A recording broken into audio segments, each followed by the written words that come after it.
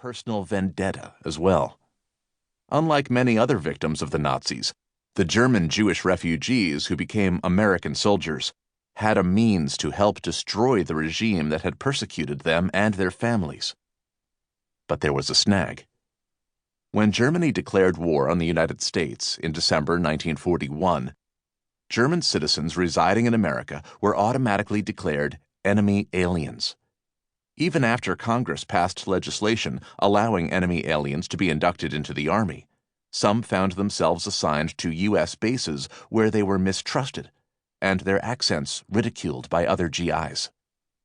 War planners in the Pentagon soon realized that the German Jews already in uniform knew the language, culture, and psychology of the enemy best, and had the greatest motivation to defeat Hitler.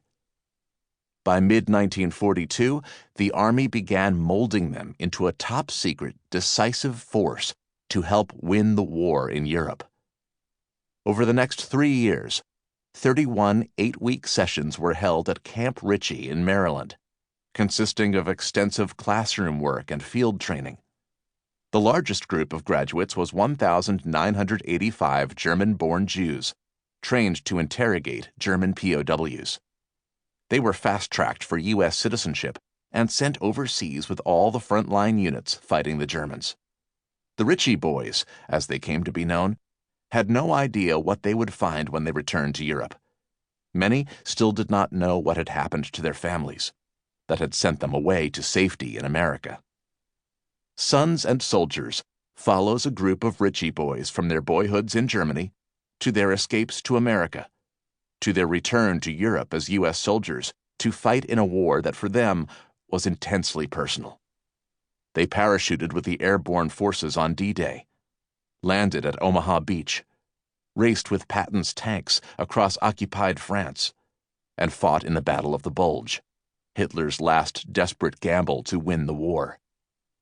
Then they crossed into Germany with the Allied armies and were with the forces that entered the Nazi concentration camps, where they saw with their own eyes the horrors of the Holocaust. When the shooting finally ended, it was time for these sons to look for the families they had left behind.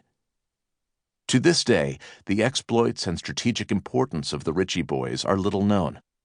They took part in every major battle and campaign of the war in Europe, collecting valuable tactical intelligence about enemy strength, troop movements, and defensive positions, as well as enemy morale.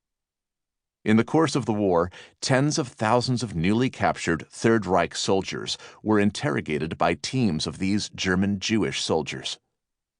A classified post-war report by the Army found that nearly 60% of the credible intelligence gathered in Europe came from the Ritchie Boys. Yet there has been no publication of their operations or a complete roster of these men made public.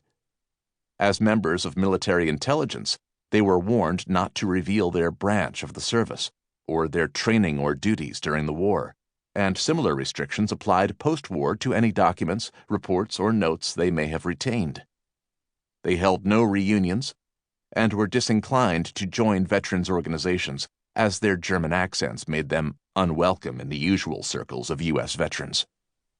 Their story is one of the last great untold sagas of World War II. I am honored to tell the true story of these little-known heroes. Bruce Henderson, Menlo Park, California. Prologue. Germany, 1938. Loud banging at the front door jolted Martin Selling out of a sound sleep. It was shortly before sunrise, November 10th, 1938. Martin lived in Lehrberg, in southeast Germany. He and his relatives were the only Jews living among the 1,000 other residents of this tranquil agricultural village.